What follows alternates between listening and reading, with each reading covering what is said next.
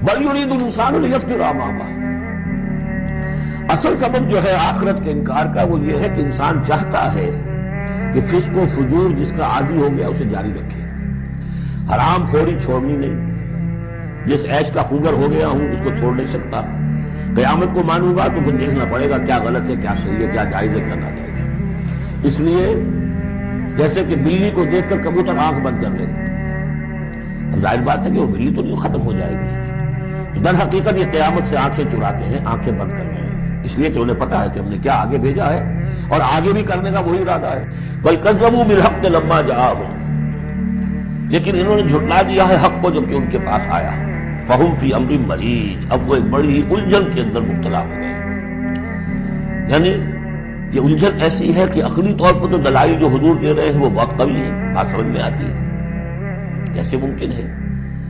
اگر تو یا تو انکار کر دیجئے یہ سب جو ہے الل ٹپ چل رہا ہے, کوئی نہ نظام ہے یہاں کا, نہ کوئی پیدا کرنے والا ہے, نہ اس کی کوئی بھی اس کے اندر کوئی معقولیت ہے, رام کی لیلا ہے, تو بات اور ہے. لیکن اگر اللہ نے پیدا کیا ہے اور اللہ ایک حکیم ہستی ہے تو اس نے انسان کو پیدا کیا, اس میں اخلاقی حص رکھی, تو اس کے کوئی نتائج نکلنے چاہیے. تو دلیل تو قوی ہے, لیکن یہ کہ ان کی طبیعتیں وہی جو شعر میں نے ابھی پہلے آپ کو سنایا کہ جانتا ہوں ثواب طاعت و روت پر طبیعت ادھر نہیں آتی. اتنے خوگر ہو چکے ہیں فسق اور فجور کے اور اپنی عادات کے اتنے اس کے ایک قید خانے میں مقید ہو چکے ہیں. ایک نظم ہم نے پڑھی تھی ایف اے کے زمانے میں, دی کیج.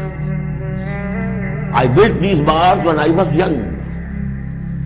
انسان جب جوان ہوتا ہے اس کے قوا مضبوط ہوتے ہیں, اس وقت وہ کچھ عادتیں اپنی ایسی پختہ کر لیتا ہے کہ بڑھاپے میں جا کر وہ اپنی ان عادتوں کے پنجرے میں بند ہو جاتا ہے. اب لاکھ وہ چاہتا ہے کہ ان عادتوں کو ختم نہیں کر سکتا. جیسے کہ وہ پرندہ جو ہے وہ اپنی سلاخوں کو توڑ کر پنجرے سے باہر نہیں آ سکتا. تو میں جب جوان تھا تو میں نے اپنے گرد یہ پنجرا بن لیا تھا کچھ بری عادات کا. اب وہ عادتیں جو ہے انہوں نے مجھے اپنے اندر قید کیا ہوا ہے, تو یہ لوگ ان میں قید ہو چکے ہیں.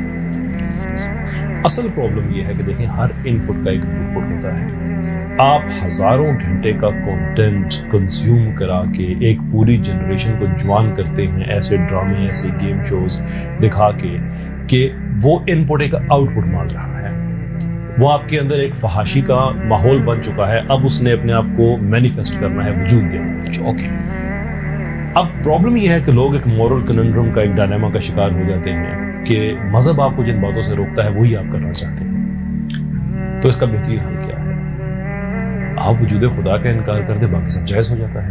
بالکل. اصل پرابلم یہ ہے آپ کو گرل فرینڈ سے دین روک رہا ہے, بوائے فرینڈ بنانے سے دین روک رہا ہے, ہم جنس پرستی سے دین روک رہا ہے. کانٹینٹ سارے کا سارا آپ یہی دیکھ کے آئے ہوئے ہیں. اب اس کا ایک ہی طریقہ ہو سکتا ہے کہ آپ دین کو ختم کر دیں, لیکن دین کو ختم بھی کیسے کر دیں؟ ایسے تو نہیں کہ آپ نے بٹن آف کر دیا تو دین ختم ہو جائے گا, یہ تو نہیں ہو سکتا. اب اس کو ختم کرنے کے لیے علیحدہ سے پوری ایک پلاننگ ہوتی ہے. وہ ہم کئی دفعہ اس پہ ہم بات بھی کر چکے ہیں. پرٹیکولرلی جو پاکستان کے سوشلسٹ ہیں, یہ لبرل سے بھی زیادہ فعال ہے اس کام میں کہ انہوں نے پورے اسٹڈی سرکلز بنائے ہوئے ہوتے ہیں اور یہ اعتراضات کرتے ہیں براہ راست جناب رسالت باب صلی اللہ علیہ وسلم کی ذات پہ, because they are intelligent enough. وہ اتنے ذہین ہے کہ انہیں پتا ہے کہ دین کا مجموعی انٹرپرائز اس ذات مقدس کے ساتھ جڑا ہوا ہے. اگر آپ نے معاذ اللہ ثم معاذ اللہ اگر آپ نے ان کو ڈسکریڈٹ کر دیا تو پھر دین کا سارا جو اسٹرکچر ہے وہ کولیپس ہو جاتا ہے. تو وہ پھر کیا کرتے ہیں, لونڈی غلام یہ کیا کرتے تھے, یہ کیا کرتے تھے, وہ قرآن کی باتیں بتاتے تھے, سورہ توبہ یہ پکڑو مارو, یہ کیا ساری باتیں. تو اصل میں یہ بچے جو بہانہ ڈھونڈ رہے ہوتے ہیں ان کو ایک مورل جسٹیفیکیشن مل جاتی ہے.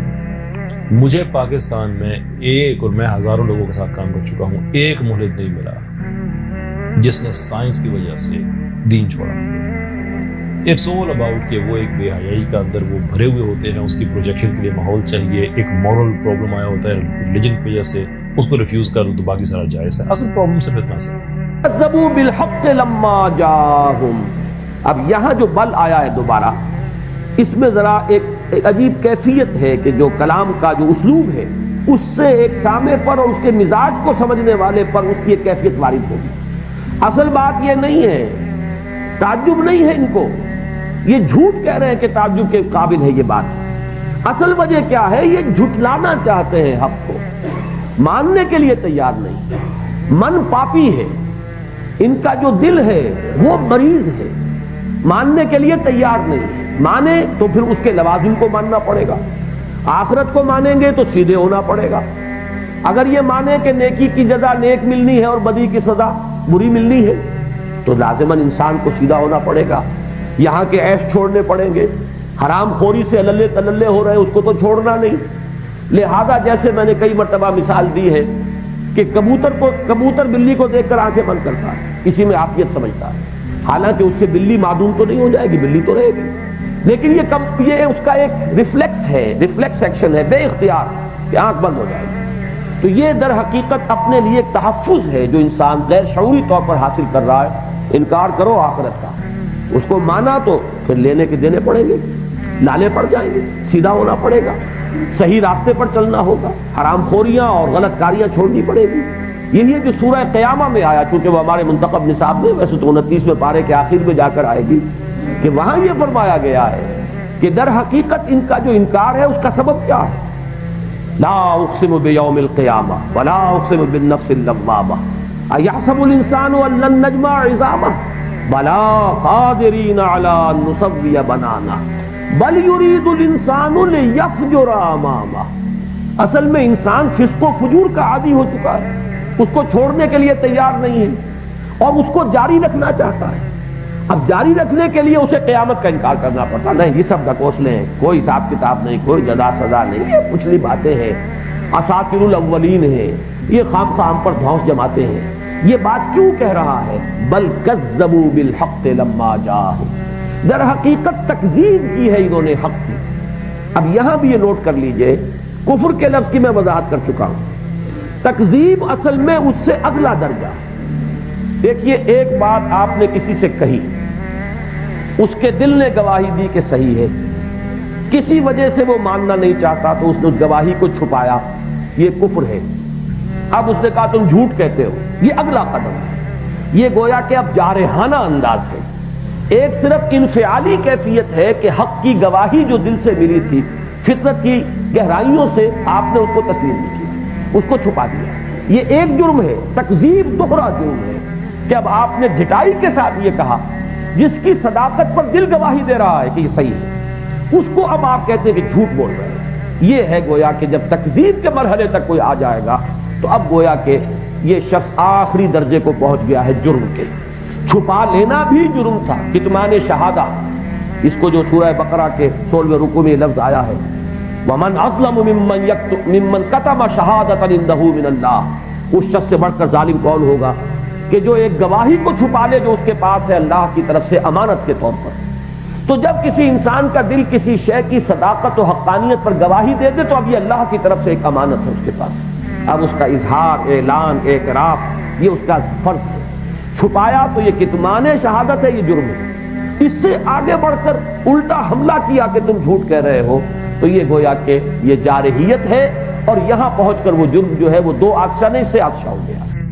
جو کوئی حیات انسانی کے اس تصور پر مطمئن ہو سکتا ہو وہ ہو۔ اب دیکھیے لفظ مطمئن پر کس قدر خوبصورت آیت ہے نیچے قرآن مجید کی، وَرَضُوا بِالْحَيَاةِ الدُّنْيَا وَاطْمَأَنُّوا بِهَا۔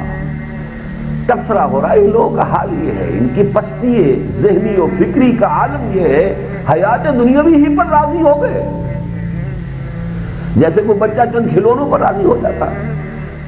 رضوا بالحیات الدنیا واطمأنوا بها، اور اس پر مطمئن ہو گئے، حالانکہ ذرا بھی انسان کا شعور جاگا ہوا ہو، ذرا سا بھی انہیں اپنی خودی کا احساس ہو، اپنی خودی پہچان ہو، غافل انسان وہ غافل افغان ہے اقبال کا مصرع اصل میں، تو انسان اتنی سی حقیقت وہ اس حیات دنیاوی پر کیسے راضی ہو جائے؟ تو جو کوئی حیات انسانی کے اس تصور میں مطمئن ہو سکتا ہو وہ ہو۔ آخر سطح ارضی پر انسان ہی تو نہیں بستے، لاتعداد حیوانات اور چرن پرند بھی یہی بس رہے ہیں، تو کون سے تعجب کی بات ہے کہ خود انسانوں میں گروہ کثیر انسان نما حیوانوں ہی کا ہو۔ لَهُمْ قُلُوبٌ لَا يَفْقَهُونَ بِهَا وَلَهُمْ أَعْيُنٌ لَا يُبْصِرُونَ بِهَا وَلَهُمْ آذَانٌ لَا يَسْمَعُونَ بِهَا أُولَٰئِكَ كَالْأَنْعَامِ بَلْ هُمْ أَضَلُّ۔ حقیقت میں وہ انسان ہے ہی نہیں جو حیات دنیاوی پر قناعت کر گیا ہو اور سمجھ رہا ہو کہ بس یہی حیات زندگی ہے اور اس پر مطمئن ہو۔ رضوا بالحیات الدنیا واطمأنوا بها، وہ راضی ہو گئے اسی پر۔ کتنی چھوٹی سی ان کی دنیا کتنا چھوٹا سا ان کا ذہن کا ظرف ہے کہ جو بھر گیا اسی سے. اپنی حقیقت سے بے خبر اور اپنی عصمت سے غافل یہ انسان نما حیوان در حقیقت ایک ذرا ہوش میں آنے کے بھی بس مغالطے ہی میں مبتلا ہے. وہی الہی تو انہیں زندہ ہی تسلیم نہیں کرتی. انک لا تسمع الموتى ولا تسمع الصم الدعاء. اے نبی آپ مردوں کو نہیں سنا سکتے. اور یہاں مردوں سے مراد قبر میں داخل ہونے والے مردے نہیں ہیں، وہ مردے جو زمین پر چلتے پھرتے مردے انسان. ورنہ حضور نے کبھی جا کر قبروں پر کھڑے ہو کر اپنی تبلیغ نہیں فرمائی کہ آپ نے جا کر قبروں کو سنانے کی کوشش کی ہو کہ تبلیغ فرمائے. آپ اپنی تبلیغ تو آپ کر رہے تھے ان کو جو زندہ تھے بظاہر، چلتے پھرتے جو حیوان تھے اور چلتے پھرتے مردہ تھے جنہیں میں کہا تھا اوتاف یہ ہے چلتے پھرتے ادھر حقیقت مقبرے. تو قرآن کہتا ہے انک لا تسمع الموتى، یہ تو مردہ ہے، اس لیے کہ انسانیت والی زندگی میں ہے ہی نہیں. بانگ اسرافیل ان کو زندہ کر سکتی نہیں. روح سے تھا زندگی میں بھی کہیں جن کا جسد. ان کو تو جو بانگ اسرافیل سے جو زندہ ہوں گے وہ تو وہی ہوں گے. بارہ یہ شاعرانہ خیالات ہیں، لیکن میں نے اس شعر کی حقیقت جو یہاں ہے اس کو بیان کیا ہے. جن کا حال یہ ہو کہ روح سے تھا زندگی میں بھی کہیں جن کا جسد، وہ کب حیات انسانی کے لطیف حقائق کا ادراک کر سکتے ہیں. قفص حواس کے ان زندانیوں، الفاظ نوٹ کیجیے، قفص حواس کے یہ زندانی کیا مطلب ہے؟ جو یہ طے کر لیتے ہیں، جنہوں نے لمٹ کر لیا ہے کہ ہم صرف وہی شے مانیں گے جو ہمارے حواس کی گرفت میں آئے.